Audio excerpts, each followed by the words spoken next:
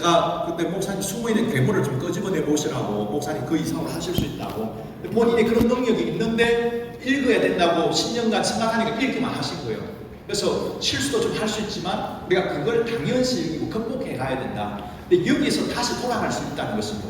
그리스도인에서 이런 말 합니다. 은케니 벨리를 반드시 거쳐야 된다. 버벅대나든 실수한다든지, 또 갑자기 이제 또 좀 약간 붕 뜬다든지, 이런 경우 좀 있죠. 사람마다. 그리고 그것을 지날 의지와 결단이 있지 않으면 차라리 시도하지 말고 그냥 평생 원고 외우라. 원고 있는 설교하라는 것입니다. 그런 이런 테드 강연 보시면요, 그분들 다 원고 보지 않고 자연스럽게 합니다. 그분들도 다 발에 발란타 있는 분들은 아니거든요. 보면 로이스키 같은 경우는 원고를 했다가 그게 부자연스러워서 서버 모니터를 썼다가 결국 이제 고전제 방식으로 다시 보면 넘어갑니다. 그래서 그분들은 보이지 않는 다 이런 작업과 연습들을 다 했다는 거죠. 그래서 크로스 앤더슨이 말하는 것은 보시면 충분히 할 수 있는 연설을 해서 우선은 암기를 충분히 하지 않으면 언케인에 쉽게 빠져듭니다. 내용이 완전히 숙지가 안 되면 할수록 생각해야죠. 그 다음 내용이 뭐였더라 생각할 수밖에 없습니다. 그래서 결국은 최대한 우리가 원고를 숙지하고 구조하면, 아까 우리 목사님들 일단 구조가 되니까 언케인을 좀 빨리 지나서 좀 비교적 우리 본인의 구구절을 또 목사님 스토리니까 그죠? 쉽게 말씀하실 부분 좀 있을 거라 저는 생각을 하고, 그래서 좀 이런 부분들 전략적으로 좀 접근할 필요가 있다는 것입니다. 그러면 되게 빨리 10년 걸릴 거 불과 몇 개월 만에 바로 진입할 수도 있습니다. 갑자기 설교를 정말 잘하는 것 같이 느껴지죠. 내용은 그대로라도. 좀 이 부분에 관해서 미리 예측하는 게 좋다. 내가 이거 하면 좀 버벅될 수도 있고 좀 어색할 수도 있고 안 하던 방법으로 하니까. 그래서 그러기 위해서 리허설을 좀 해보면 좀 실수를 좀 줄일 수 있겠죠. 또 원고를 조금 더 숙지하면 좀 더 빠르게 적응할 수 있겠죠. 그래서 이런 과정들을 예측하면 훨씬 더 넓은 설교의 단계로 도약할 수 있습니다. 로이존스가 어떻게 말하냐면 같은 맥락의 이야기입니다. 로이존스가 원고로부터 잘 본 즉흥 설교를 정통적인 강의 설교자 13년 로마서 강의한 분이 강조하셨거든요. 아까 말했던 그 성령의 직접적인 개입과 용납, 청중과의 상호작용, 그리고 자신의 감정 전의를 싣는 것, 이게 설교의 정수인데, 로이존스 5장 설교와 설교 중 5장 설교행의 1번 설교를 어떻게 전달할 것인가, 제1권리가 전인을 동원하랍니다. 우리의 지성과 감정과 의지를 다 동원해서 전해야 된다. 이게 설교 전달의 1원칙입니다. 옥하는 목사님 생각하시면 될 거고, 목사님 얼마나 자신의 감정과 의지와 모든 걸 다 실어서 때때로 눈물을 흘리기도 하시고, 그게 설교 원칙의 가장 중요한 권리라고 할 때 원고를 읽게 되면 그 모든 걸 다 읽게 됩니다. 그래서 제가 좀 아까 과장되게 말씀드리면 우리 시대 원고를 읽는 설교 좀 미친 짓에 가깝다. 그 좋은 내용이 거의 들리지 않을 것입니다. 특히 젊은 세대는. 그래서 그런 관점에 제가 좀 말씀을 드렸습니다. 로이존스가 어떻게 말하느냐면, 경험을 통해 배우지 않는 설교자는 아무도 없습니다. 실수할 수 있다는 거죠. 그러나 낙심하지 마십시오. 무엇보다도 성급해하지 마십시오. 실험하다가 예배가 엉망이 되었더라도 실망에 빠져 완벽한 원고 없이는 다시는 강단에 서지 않겠다고 말하지 마십시오. 그것은 마귀의 소리입니다. 그 소리에 귀를 기울이지 마십시오. 스스로 자유로워졌다는 생각이 들 때까지 계속 시도하십시오.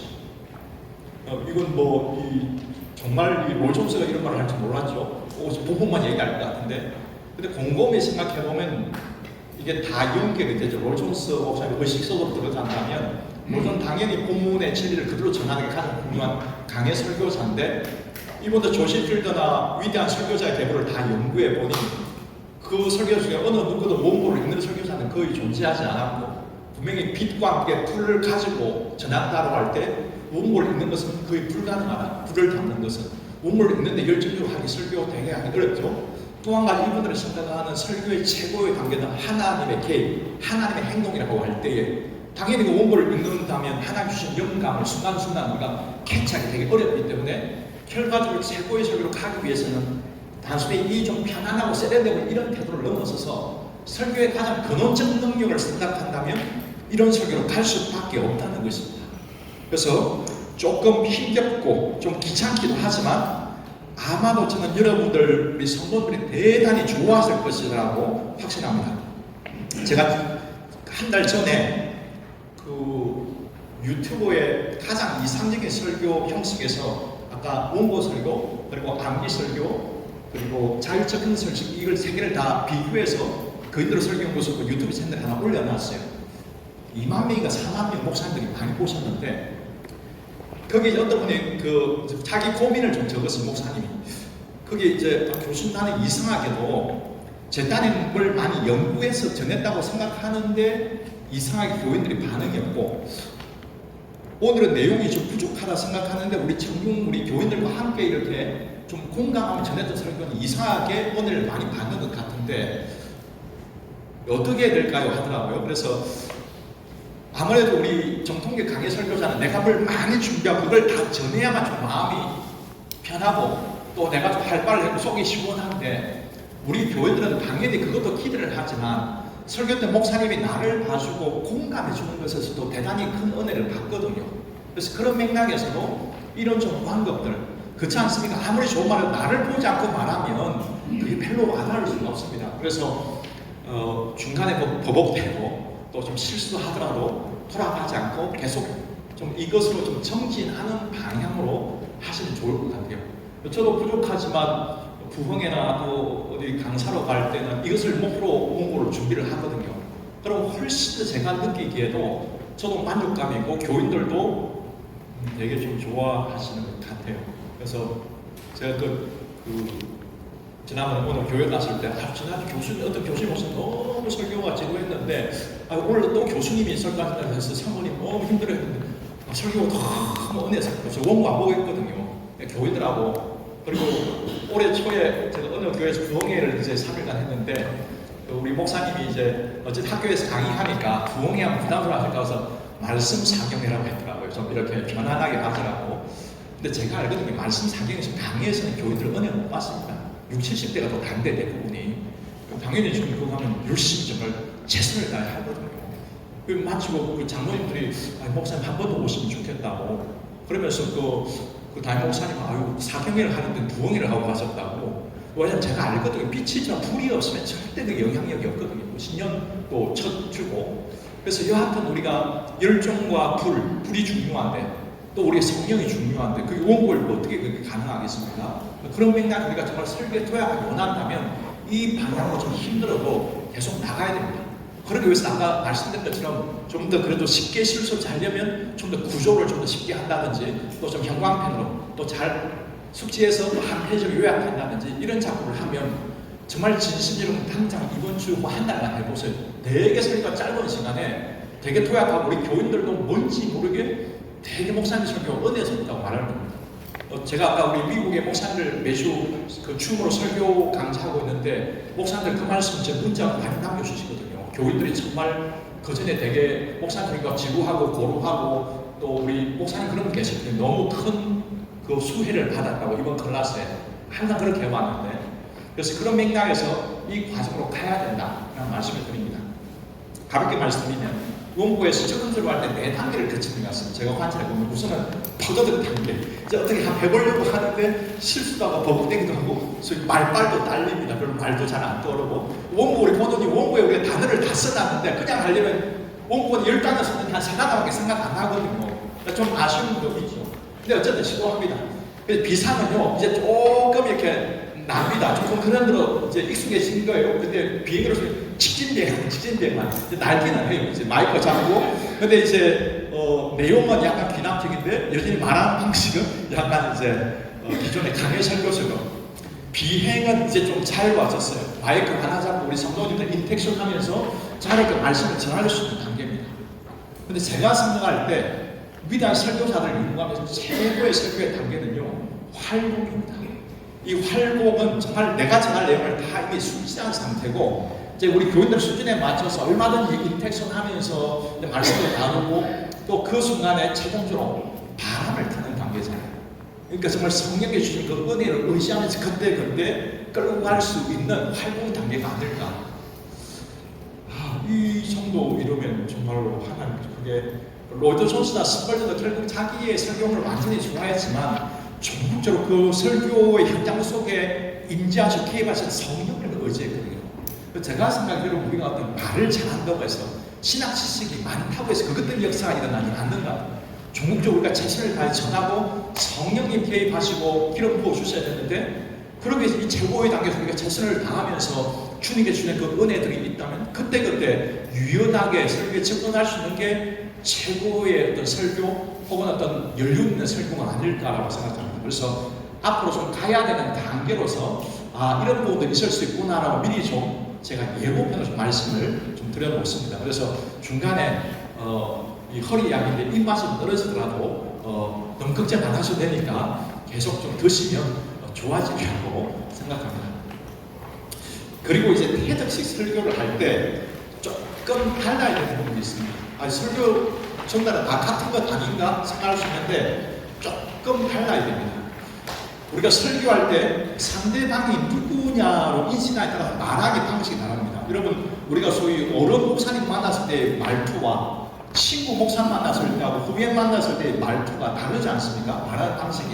그러니까 어떤 인식을 가지느냐가 우리의 설교의 언어적 형태에 영향을 주는데, 특별히 테드식 설교는 청중을 바텀으로 생각합니다. 아까 말씀드린 조금은 더 권위 없는 자처럼 얘기하고 조금 더 이분들 동역자, 학생이 아니라 나의 학생이 아니라 동역자의 관점에서 접근한다는 것입니다. 대단히 좀 열린 태도고, 귀납 설교는 좀 청중의 자리를 조금 더 세워주는 면이 있습니다.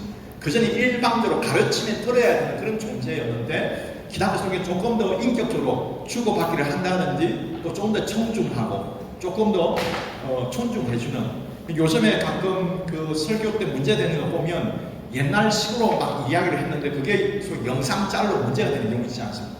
옛날에는 문제가 안 됐는데 여성 이야기라든지 그런 것처럼 특히 우리 시대는 조금 더 청중을 존중하기에 말하기가 이 세팅이 있습니다.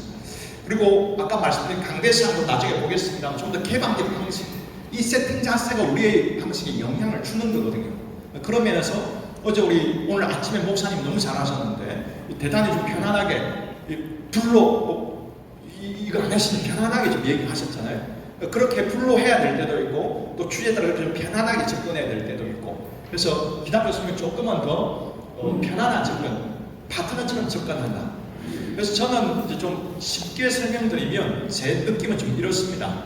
강의 설교는 어떤 느낌이냐면, 우리 그 전에 사형이나 전도 폭발할 때, 여러분 그 전도할 때 그런 훈련 받지 않습니까? 사형이 제1원리 앉혀놓고 하나님 당신을 사랑하시면 놀라운 기회를 가지고 계십니다.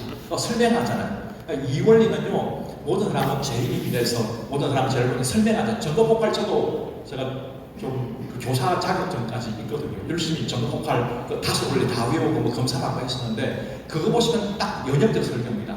5원리 딱딱하게 설명해 가거든요. 그것도 필요하죠. 근데 제가 생각할 귀납적 설교는 약간 관계증 같은 느낌이에요. 뭐 해라 마라 막 설명하지 않고 저게 막 우리 교회 가봐, 우리 애가 교회 가는데 얼마나 바뀌는지 몰라, 푸시하지 않지 않습니까? 편안하게 넌지시 인격적으로 그냥 말할 뿐이거든요. 이야기를 통해서. 때때로 우리 전도할 때 사형리적으로 전도해야 될 때도 있고, 어떤 경우 요즘에 관계 전도 교회에서 교육할 때 많이 하지 않습니까? 한 달에 한 번은 만나서 밥 사는 뭐 이런 거라든지, 그런 것처럼 설교도 이런 맥락의 두 흐름이 소위 모던 시대와 포스트 모던으로 접어들면서 이 두 가지 접근이 어느 정도 필요할 수 있겠다는 생각을 합니다. 저는 좀 우리 그 권사님들 세대에 설교할 때는요, 부흥의 제도를 좀 해줘야 됩니다. 제가 볼 때 교수님들 설교가 제일 어려운 점은 그런 권사님들이라고 확신합니다. 그분들은요, 권사님들 교수님 설교가 마음에 안 듭니다. 일단 내용을 떠나서 비실비실 하는 것 같다 그러거든요. 교수님들 그런 좀 강의하다 하시지 않습니까? 그분들은 뭐 방역으로 불러 해줘야 뭔가 시원하고 받은 것 같은데, 거기는 좀 그렇게 해줘야만 됩니다. 유대인이 이방이 내용을 그대로 할지라도. 근데 우리 젊은 사람들에게 또 이렇게 하면 또 이렇게 별로 안 좋아요. 굳이 그럴 필요는 없다는 거죠. 그래서 우리가 상황에 좀 맞게 메시지를 그대로 할지라도, 그래서 청중을 설교의 파트너로 조금 더 인식한다. 그래서 우리가 확 바꿀 필요는 없지만 조금은 설교 속에 그런 정신으로 좀 배려한다면, 저는 상당히 특히 요즘 젊은 세대는 좀 그런 그 개인주의적 의식이 강하기 때문에 막 푸시하면 막 도망가지 않습니다. 교회에서도 좀 기다려주는 것도 좀 필요하지 않을까 생각합니다. 그래서 그래도 제가 좀 다 읽지는 않겠습니다만, 우리 기존 설교에 대해서 자기 반성을 하면서 과거에 행해진 설교는 청중을 수동적인 존재로 전제했다. 목사는 말하고 청중에 들어야 돼. 듣는 존재로 인식했는데, 이제 우리는 이 말씀에 대한 청중의 반응에도 관심을 가져야 되고 청중의 존재를 인정해 줘야 된다. 이분도 우리 설교의 한 중요한 구성 부분이다. 청중을 좀 새롭게 인식하는 부분들이 있습니다. 저는 이런 분들 기존 강해 설교 조금 좀 반영될 부분이 있는 것 같습니다. 제 후배 목사가 한번 그러더라고요. 아무래도 그 전에 설교는 좀 권위적이고 이래라 저래라 하는 또 설교가 좀 많거든요. 또 좀 세게 말하기도 하고 제 후배 목사가 말하기를 아주 기억나는데 형 나는 평신 너들이 제일 불쌍한 것 같아. 그래서 왜 그랬더니 보면 뭐 일주일 내내 회사에서 야단 맞고 주일날 또 목사님께 또 야단 맞고 맨날 야단만 맞는다는 거예요. 그래서 저도 그 말 들으니까 조금 또 좀 공감이 가는 면이 있습니다. 요즘에 목사님들 힘들어서 이중직한 목사님들도 좀 계실 텐데 그런 말씀 하시잖아요. 아유 내가 이 일을 좀 해보니까 우리 교회들이 얼마나 힘든 중에 예배 생활을 했는지 알겠다고. 그런 면에서 공감한다고 해서 비성경적인 게 아니지 않습니까? 우리 예수님도 얼마나 그 아픔에 공감해 주셨는데 좀 이런 면에서 조금 관심을 가지면 좋을 것 같습니다. 그리고 일어날 때 좀 어정쩡한 설교를 피해라. 아까 말씀드린 것처럼 설교의 내용에 맞게 형식도 따라가야 되는데 한국의 제일 이상한 설교는 제가 볼 때 내러티브 설교를 한다는데 형식은 내러티브인데 그 목사 가운 다 차려입고 교장선생은 근엄하게 내러티브 설교하는 분이 있거든요. 그러니까 이게 참 뭔가 이상하고 어중간한 내러티브 자체가 대단히 개방적이고 편안한 방식의 설교인데 그래서 오늘 이 설교가 어떤 패턴으로 내가 접근하지? 이 설교는 오늘 5월 가정의 달이니까 조금은 그래 좀 편안하게 좀 하는 게 좋겠네? 약간 이런 맥락의 접근도 필요할 것 같습니다. 요즘에 성경의 장르를 살려서 설교하라고 설교학 교수들이 얘기를 많이 하시는데 또 설교 주에 따라서 조금 변화를 주는 것이 우리의 말하기 방식에 필요하지 않을까라고 생각합니다. 근데 처음에 이제 하다 보면 기존의 습관은 20년 한계이기 때문에 잘 안 바뀝니다. 근데 좀 하다 보면 점점 유해해지고 이제 조금 소위 변신이 좀 쉬워지죠. 오늘은 젊은이 설교는 조금 이 친구들 또 코드에 맞춰서 좀 해야지 말한 방식을 할 수 있고 우리 연수들 권사님들은 또 거기에 또 맞춰서 좀 할 수 있고 그리고 강단에 올라갈 때 이런 거 잘 안 하시죠. 저도 좀 어색한데 테드 설교는 조금 친근한 미소를 짓는 게 좋다고 합니다. 대단히 개방적인 설교잖아요. 그래서 한국 분들 제가 자주 말씀드리지만 한국 사람은 딱 두 가지 표정밖에 없다고 합니다. 화난 표정, 더 화난 표정. 나중에 가실 때 전철에 잘 보시면 다 화난 표정이 정말로. 저도 가끔 이제 반성한 게 저도 설교 때 보면 항상 얼굴이 많이 굳어 있더라고요. 그래서 할 수 있는 한 어쨌든 일주일 동안 고생하셔서 되게 보시는데 조금 편안한 미소를 짓는 게 좋겠다. 특히 이 테드는 좀 개방적이니까. 왜 그러냐면 이게 보니까 대단히 중요한 이유가 있습니다. 이 미소 자체가 당신을 환영한다는 이 마음의 문을 여는 부분이 있거든요. 그렇지 않습니까? 반갑습니다라는 것들이 있지 않습니까? 저도 우리 목사님들 작년에 뵙고 또 다시 뵈서 반갑기도 하지만 또 저도 시작 때 그 생각하거든요. 어찌하든지 이 강의 이끌고 가는 동안 제가 또 조금 더 밝게 또 주도적으로 끌고 가야 목사님들의 9시간 강의를 그래도 조금 버텨내지 않을까. 나도 무거우면 여기 더 무거워서 쳐질 거고 이걸 우리 생각하면서 끌고 가야 됩니다. 그래서 나름대로의 캐릭터는 있지만 그러나 조금 더 어울리는 복음 때문에 그런 방식은 필요하다. 우리가 웃는다고 해서 비성경 설교는 아니잖아요. 심각하게 올라간다고 그게 꼭 성경적인 게 아니거든요. 그것 자체가 이게 반대, 온기, 설교의 서원이 될 수 있다는 것입니다. 옆에 계신 분 한 표정을 보시기 바랍니다. 이 표정이 어디를 받을 표정입니까? 반대하는 표정입니까? 링컨이 저도 우리 나이 50대인가요? 그 얼굴에 책임을 져야 된다는 것도 어느 정도 특히 우리 시대, 영상 시대 대단히 저는 우리가 숙지할 필요가 좀 있습니다. 그리고 또 한 가지는 존 맥스웰이 했던 말은 청중과의 분위기의 주파수를 맞출 필요가 있습니다. 이건 이제 음악팀과도 조절을 해야 되는데 우리가 좀 큰 그림 그릴 때 그 좀 묘한 게 이런 거 있습니다. 그 우리 청년들이 찬양 집회하지 않습니까?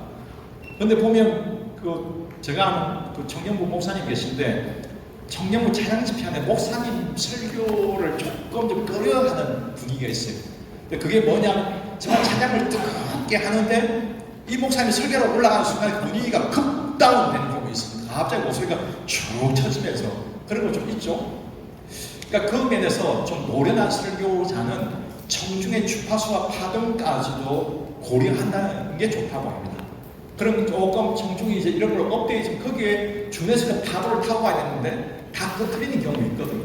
그래서 제가 아까 설교에 성장한다는 것은 나를 극복하는 것이다. 내 캐릭터는 좀 조용한 캐릭터지만 호흡을 위해서 거기에 좀 더 맞춰서 노력하는 게 여유 있는 설교자라는 것이죠. 이 MBTI에서도 그걸 맞출 수 있는 능력이 성숙이라고 그러거든요. 그래서 청중과의 분위기를 좀 맞추는 기회도 필요하고 청중이 많을수록 설교자의 움직임도 활발해야 됩니다. 우리 영국에서 이 액션이 큰 이유는 감정 전달을 위해서거든요. 저도 좀 교회가 크면 200% 이 모션 씁니다. 그래야만 저 개인 분에게로 저의 어떤 메시지 열정이 전달되기 때문에. 그래가지고 2,000명이 모였는데 목사님이 이 오물을 읽는 설교나 딱 서서 하면 내용을 떠나서 그 메시지는 대단히 그 영향력이 반감될 가능성이 많습니다. 그래서 심지어 그 노련한 가수일수록 몸을 잘 쓴다고 그러거든요. 그리고 그 무대 천사를 쓴다고 그러거든요. 그리고 보시면 그 캐드 디렉터도 마찬가지고 모든 분들이 이 무대에서 움직임의 설교하라가 기본입니다. 그래서 제가 보니까 제가 아는 성경 목사님이 내리고 설교를 들었었는데 저를 전화를 드려서 딱 여기 있어서 그러니까 나오긴 나왔는데 여기 있어서 하시는데 너무 어색한 거예요. 내러티브 기나면 훨씬 더 편안한 보통 이런 패널 이렇게 하는 게 자연스럽거든요. 근데 딱 서서 이제 뭔가가 이제 안 보는 것까지 오는데 그 다음 설교 강의를 못 들어서 여기 서서 안 떠나세요. 불안불안하죠 보는데. 근데 사실은 아까 우리 목사님이 움직이시는 게 일반적으로 자연스러운 말하기 방식입니다. 근데 이런 것들을 한 번도 안 들으면 평생에 있어서 그 자리에서 하죠. 그래서 조금 움직이시는 게 일반적인 말하기 방식이다. 우리 매뉴얼 우선 익혀놓고 앞으로 뭐 여러분 함께 연습하면 좋을 것 같습니다. 그리고 조금은 세상에 말씀드리면 저도 요즘에 설교학 책은 조금 재미가 왜냐면 10권 읽으면 90% 다 내용이 같습니다. 10% 조금 다른데 우리 바깥쪽에서 이제 오히려 일상의 언어 이쪽 언어를 좀 우리가 연구해야 되는데 보면 그분들이 되게 디테일하게 보니까 얻어맞을 줘요. 그 김창호 씨나 김희영 씨 보면 되게 쏙쏙 들어오게 잘 말하지 않습니까? 사실은 그분들 말하는 방식이요. 우리 어제 오늘 한 기납적 말하기가 비슷합니다. 이 흘러가는 이야기와 드라마가 있지 않습니까? 푸시하지 않은데 은은하게 교훈을 던져주는 방식이 있거든요. 그러니까 세상 사람들이 훨씬 더 이런 부분에 좀 지혜가 있는 면도 있습니다. 우리 물론 텍스트가 있지만 말하기 방식을 바꾸는 게 비성경적인 건 아니니까. 그래서 이게 왜 중요한가? 특히 테덱스 설교에서는 그 오프닝을 대단히 좀 중요시합니다. 왜냐하면 아까 그 미소를 짓고 따뜻하게 좀 대해야 되는 이유가 제가 되게 성경적으로 공감이 갔습니다. 일단 내용을 떠나서 듣던 사람의 마음이 열리지 않으면 아무리 좋은 메시지도 듣지 않는다는 거예요. 우리 예수님이 설계의 왕자시지만 강팍한 마음을 이미 가진 사람에게는 그 거부했잖아요. 오히려 죽이려고 하셨고 죽이려고 했고 그러니까 마음을 강제로 열 수 없다. 저 사람이 이렇게 방어벽을 치고 안 듣기로 작정하면 아무리 좋은 진리도 안 들어가기 때문에 마음을 강제로 열 수 없기 때문에 우리가 그들을 향해 먼저 환대와 호감을 보여야만 연다는 거죠. 그렇기 때문에 우리가 올라갈 때 이것들을 좀 염두에 두면 좋습니다. 그래서 이 크리스 앤더슨이 되게 요즘 공감하는 부분인데 다른 사람에 대해 강제로 진리를 집어넣을 수 없다는 거예요. 내가 스스로 받아들여야 되는데 우리 인간은 쉽게 마음을 열지 않는다는 것입니다. 왜냐하면 우리 뒤엎는 경험도 있고 배신당한 경험도 있고 상처받는 경험이 있으니까 경계하는 게 일반적이라는 거죠. 물론 우리가 목회를 하기 때문에 목사님은 조금은 좀 다른 스탠드지만 기본적으로 그 누군가에게 말을 하고 또 우리의 목표는 설득하고 행동하는 것 아닙니까? 그러니까 메시지 이상으로 이분의 마음을 여는 것은 대단히 중요한 선작업이다. 이 작업을 하지 않고 설교를 아무리 열심히 해도 설교가 효과가 없을 수가 있다는 것입니다. 특히 요즘은 조금 더 새신자 개방형의 설교를 원한다면 목사님 지금 왜 저렇게 인상 쓰고 올라오시지? 여기서 이 마음같이 다칠 수 있잖아요. 그러면서 아까 미소, 환대 이런 분들 역시 설교에 저는 진짜 서로 같아요. 여기서 말할 때 서로 시작되는 게 아니고 올라올 때부터 이미 이렇게 반대하는 표현들 존 파이퍼도 그런 건 좀 잘하죠. 이런 것들은 저는 졸 오시는 이런 건 우리 좀 배울 필요가 있다. 어째 일주일 내내 고생한 성도님도 오셨는데 반갑고 좋아야 그분들도 반갑고 좋지 않겠습니까? 이런 것들을 조금 우리가 우리 시대에 좀 고려할 면이 분명히 있습니다. 여러분 오늘 획득하시면 여러분 영상을 한번 보시기 바랍니다. 내 영상은 화가 나 있는가? 아니면 설교할 때 좀 진지한가? 좀 그런 것들을 체킹해 보시면 조금 도움이 될 것 같습니다. 일단 확 바꿀 필요는 없지만 조금만 배려해도 이 설교의 톤과 느낌이 달라질 수 있다. 그리고 왜 우리가 그들을 환대하고 따뜻하게 대해야 되는가? 설교 때는 기타서 설교 때 마음 자체가 마음을 강제로 열 수 없기 때문에 있고, 두 번째로 말하는 사람과의 신뢰 관계가 형성되지 않으면 말씀 자체가 들어가지 않는다는 것, 전달에 실패한다. 이게 왜 중요하냐면 아까 말씀드린 요즘에 저도 많이 관심을 가지고 있는 부분인데 글과 말의 차이가 하늘과 땅 차이구나. 그런 활자로만 만나는데 여러분 말은요 아까 말씀드린 것처럼 이 글은 기본이고 우리 표정, 목소리 톤 그리고 우리의 이 액션, 제스처 이 모든 어쩌면 10가지 방법으로 정말 훨씬 더 일반으로 연설 설교가 더 강할 수 있습니다. 그런데 설교를 글처럼 한다면 이거 너무 이건 안타까운 거죠. 이런 맥락에서 제가 전기를 보니까 조시필드에 관한 조시필드가 또 역사상 최고의 설교자였다고 그러는데 그 전기를 보니까 이런 문장이 있어요. 조시필드는 얼굴 표정 자체가 설교였다는 거거든요. 그러니까 얼굴 표정으로 자신의 설교의 메시지의 진정성을 보여줬다는 거죠. 근데 이게 원고 보는 정식으로 정말 이거는 뭐 원고 외에는 아무것도 전달되지 않은 것이기 때문에 다인들 전인으로 전달하기 위해서는 우리가 이 작업들이 다 같이 동원돼야 됩니다. 그래서 보시면 연설을 듣는 것과 에세이를 읽는 건 아주 다르다. 같은 언어를 사용해도 완전히 전혀 다르다. 우리가 주석이 설교가 아니라는 거죠. 연설은 인간이 말을 전하기 때문이다. 때문에 연설, 사람과 사람이 만날 때 인간의 무대가 있어야만 그 말을 듣고자 하는데 이게 되지 않은 상태에서 아무리 좋은 말을 해도 안 듣게 되죠. 아마 이런 목회할 때 아마 어렵게 하는 그 중직들 되게 이런 분들이 뭘 해도 안 듣는 분들 가끔 계시거든요.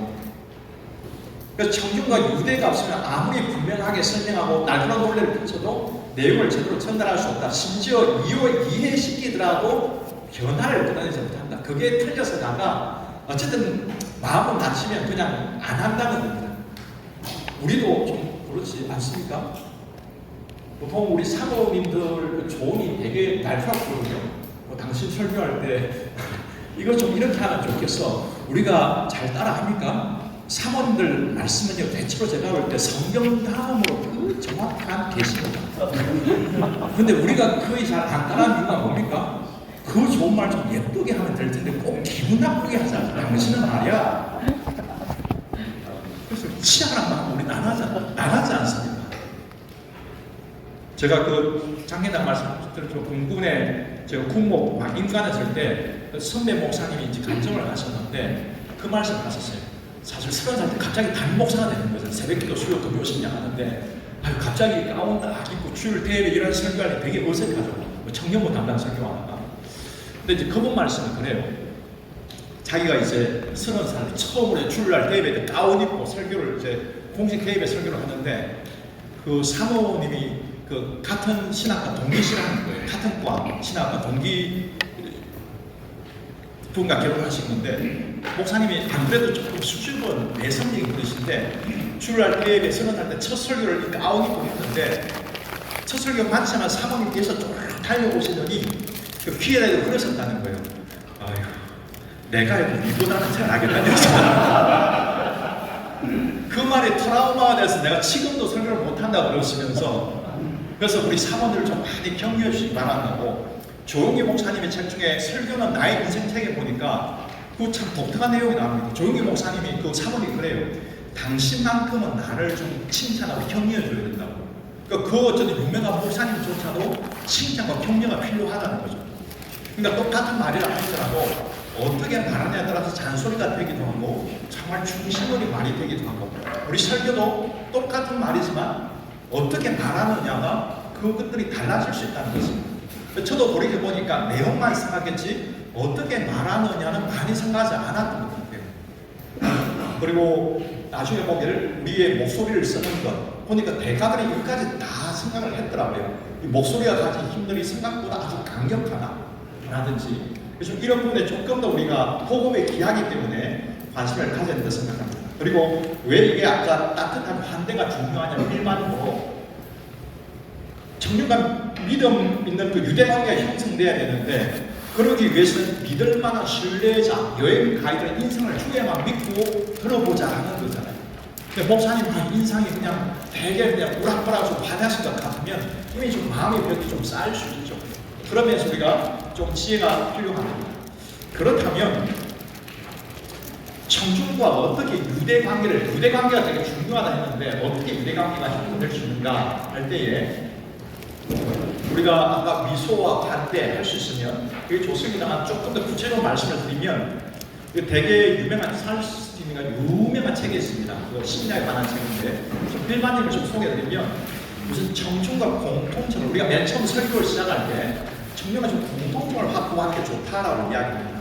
그 전에 그냥 소위 그냥 뒷담화로 내리꽂잖아요. 오늘 본문의 배경은. 근데 일반적으로 좀 개방적인 설교를 좀 지향하신다면 청중과 공통적인 것을 먼저 다루는 것이 개방성이 넓어진다고 합니다. 우리 여러분 그런 경우죠. 좀 서먹서먹했는데 구백이 나오면 꼭 그 강원도 그 근무한 서도에 근무했던 거기서 말이 술술 통하거든요. 축구 좋아하지, 나도 좋아하는데. 그러니까 사람은 자기와 공통점이 있는 사람에게 좀 더 친근함을 느낀다고 합니다.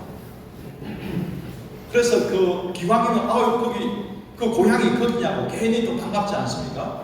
그런 것처럼 기왕이면 처음에 바로 너와 내가 모르는데 그 미국에는 그런 말을 하거든요. 커뮤니케이션은 커먼 너와 내가 공통점이 있을 때 대화가 시작된다는 거예요. 그러니까 저 사람하고 나하고 하나도 공통점이 없으면 대화가 시작될 수 없다는 것이 커뮤니케이션이라는 거예요. 그래서 우리가 좀 더 확장된 설교를 원한다면 좀 더 청중과의 공통적인 공감대 그리고 공통의 부모를 나누는 게 좋다. 예를 들어서 이제 우리가 요즘에는 이제 많이 하지 않지만 우리 남전도에 여전도에서 보통 원래라는 걸 하지 않습니까? 그거 할 때 이제 우리 권사님 오셔서 이제 설교하라 하실 때 그냥 설교할 수 있죠. 근데 기왕이면 좀 공감대를 확보하면 훨씬 좀 좋지 않습니까? 예를 들어서 부목사님 가셨는데 권사님 오늘 말씀 다윗이 뭐 쫓겨다닐 때 하나님께 눈물로 기도해 그것도 좋지만 기도에 대한 설교를 하면 그렇게 할 수도 있지 않습니까? 오늘 권사님이니까 너무 반갑고 좋습니다. 진심이죠. 저희 고향의 어머니도 참 우리 권사님처럼 이렇게 교회 일에 열심히 있는데 얼마나 권사님들 열심히 기도하시는지 모릅니다. 그래서 오늘은 우리가 기도를 어떻게 하면 좋을지 우리 권사님과 좀 살펴보기 훨씬 더 부드럽지 않습니까? 바로 오늘 본문의 말씀은 다윗이 이것보다는 이걸 좀 이제 좀 적당한 예인지 모르겠습니다만은 어제 너와 내가 만나서 관심사라든지 공부하는 사람끼리 모이지 않습니까? 또 축구하는 사람은 또 오늘 저녁에 와 하면서 또 거기 프란식 모여서 또 모일 가능성이 많겠죠. 공통점이 있으면 아무래도 마음의 그 여는 그 개방성이 확장되는 일반적입니다. 근데 이런 것들은 우리가 조금 물론 다 들어올 필요는 없지만 분명히 참고해야 될 부분도 있습니다. 척척적. 바울도 아덴에 설교할 때 그리스 시인을 말하지 않습니까? 그래서 공통점이 중요하다. 적절한 예는 아닌데 제 친구 중에 그런 친구가 있었거든요. 여자친구가 없었는데 맨날 얘는 이제 만나면 후킹이라고 그러나요? 대시를 그렇게 하더라고요. 우리 학교에 좀 예쁜 자매가 있으면 보통 저기 저 시간 내서 차 한잔 이렇게 얘기하는데 얘는 모르겠어요. 이월을 알아서 그런지 모르겠습니다만 그 예쁜 여학생들 가서 첫마디가 그렇다 그래요. 저기 자매님 처음 만났는데 돌아가신 어머님 생각이 난다고 하면서 참 척척 좀 묘하게 만나는 거야. 여하튼 이 공통점이 있으면 목사님도 저런 경험이 있으시구나. 그 궁금해서 어제 우리 했던 I, me, we가 결국은 나로 시작해서 우리로 시작되잖아요. 그전엔 이거 없이 그냥 들어라 였거든요. 이런 면에서 우리가 좀 적용한다면 훨씬 더 복음이 유기적으로 전해질 가능성이 대단히 많습니다. 청중과 공감대를 확보하는 것, 아까는 아주 단순한 공통점이었다면 공감대라는 것이 대단히 많죠. 우리 삶의 희노애락, 우리 자녀를 정말 믿음의 자녀로 세우는 것, 믿음의 가정을 세우는 것, 또 우리 믿는 자에게는 하나님의 사랑으로 귀하게 쓰임받는 것, 동일한 신앙의 좋은 목표들이 있지 않습니까? 이런 것들을 미리 서두에다 던져두고 가면 훨씬 더 집중력이 있죠. 오늘 본문의 말씀은 가정에 대한 말씀입니다. 이것보다 우리 예를 들어 아까 어제 그 미비로 한다면 제가 결혼할 때 저희 가정을 참 아름다운 성경적 가정으로 만들리라 그런 포부가 꿈을 가졌지만 아이를 키워보니 생각보다 그것이 쉽지 않았습니다. 내가 이것밖에 아빠라고 되지 않는다. 그래도 내가 목사인데 애들 이 정도밖에 못 키우는다. 혹시 우리 성도님들도 그러실지 모르겠습니다. 내가 교회에서 중직이고 열심히 섬기지만 내가 우리 자녀를 정말 믿음으로 잘 못 키우는 것 같아. 그것 때문에 고민하고 또 남몰래 눈물 흘리는 분들도 계실지 모르겠습니다. 그런데 오늘 성경 말씀 보면 어떻게 우리의 자녀를 하나님 기뻐하시는 요셉 같은 다윗 같은 자녀로 양육하실지 놀라운 비밀이 나옵니다. 오늘 본문은 블라블라블라 할 수 있겠죠. 똑같은 서론이지만 항상 메시하고 연계지는 게 특히 우리 시대에 대단히 중요하구나. 똑같은 메시지를 담고 있다 할지라도 좀 이런 것들도 이건 강해지는데도 바로 쓸 수 있지 않습니까? 조금 부드럽게 시작하는 관점에서는 제가 볼 때 바로바로 응용할 수 있는 부분이라고 생각을 합니다. 사실 우리가 겪는 희노애락은 종류만 다를 뿐이지 우리 교인들도 거의 다 동일하게 겪는 사건입니다. 그래서 조금은 이런 접근들을 유념하시고 특별히 크레도 이렇게 말합니다. 삶의 경험들은 설교에서 청중과의 중요한 접촉점, 이게 중요합니다. 우리 삶의 경험들은 청중과의 중요한 접촉점을 제공해 준다. 그래서 그 공통의 경험을 중심으로 설교를 시작하는 것이 우리 시대는 반드시 필요하다. 저는 이거 많이 좀 공감을 합니다.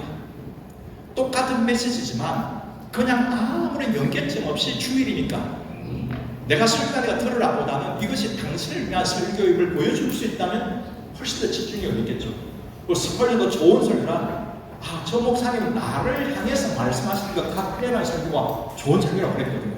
그래서 좀 더 연계해서 말씀드린다면 설교의 서두에서 저 설교가 나를 위한 설교구나 하는 것을 감시를 주면 좋습니다. 왜냐하면 우린 좀 지혜로울 필요가 있는데 모든 성도가 말씀을 사모하면 그 자리에 있는 것은 아니거든요. 누구나 다 교회를 때 자기 영역, 자기 문제로 가지고 옵니다. 그거와 관련이 없으면 아무런 집중력이 떨어지게 되어 있습니다. 그 지혜가 필요한데 제가 작년인가 그 말씀을 드렸는데 저희 집 가까이에 용인 에버랜드가 있습니다. 그런데 그 에버랜드에 보면 여러분 그 티 익스프레스라고 있지 않습니까? 이런 거 제가 그걸 한 6, 7년 전에 한번 타봤습니다.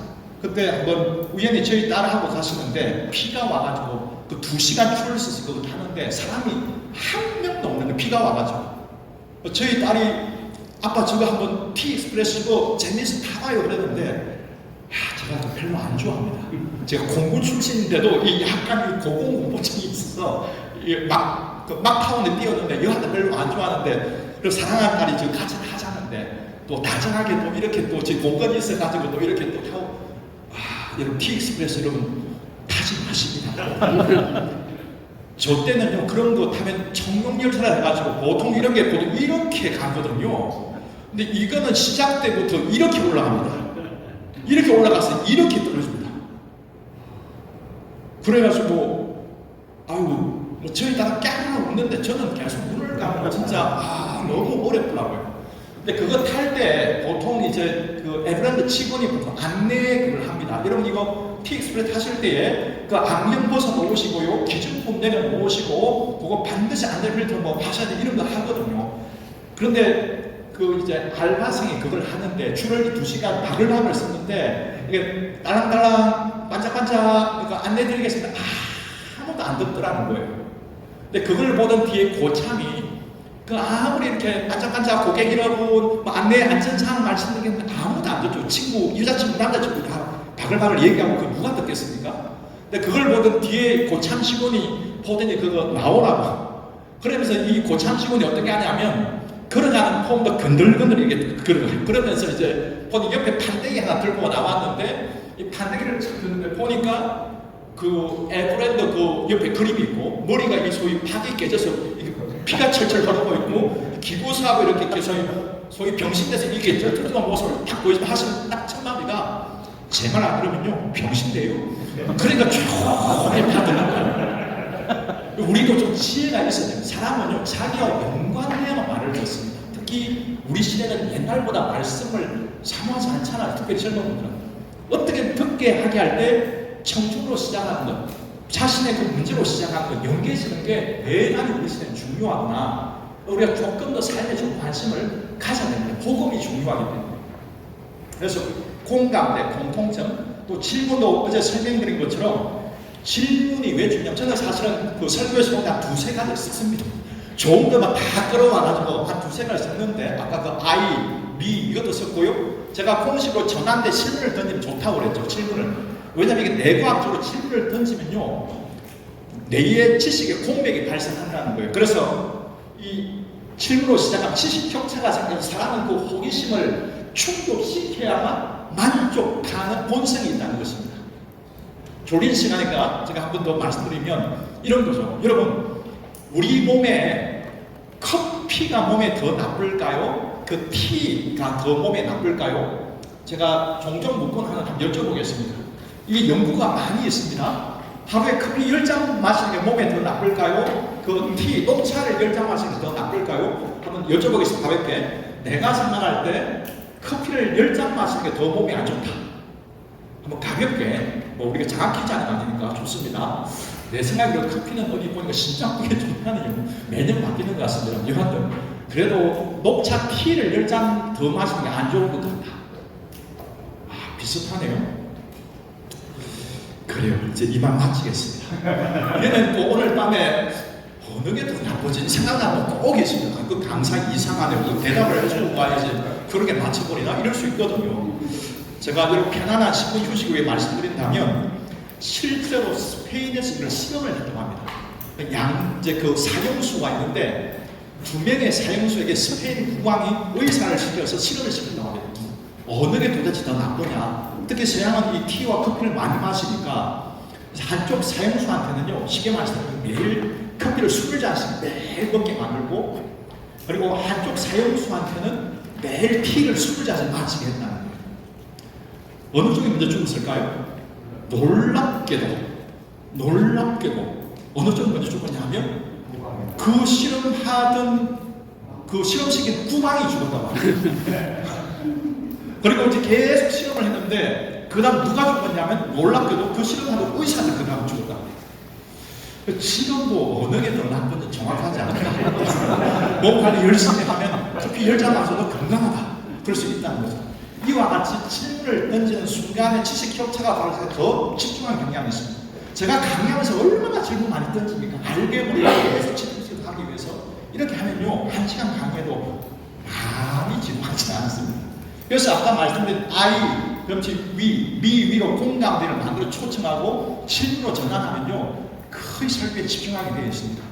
그래서 이런 부분들을 좀 이번 주로 이건 강의 설교도 바로 쓸 수 있지 않습니까? 좀 그런 분들을 좀 설교에 도입하시면 여러분 그 좋은 설교의 내용, 일주일 동안 준비하셔서 좋은 내용이 훨씬 더 우리 교회들에게 더 잘 들리고 집중해서 듣게 되지 않을까 생각합니다.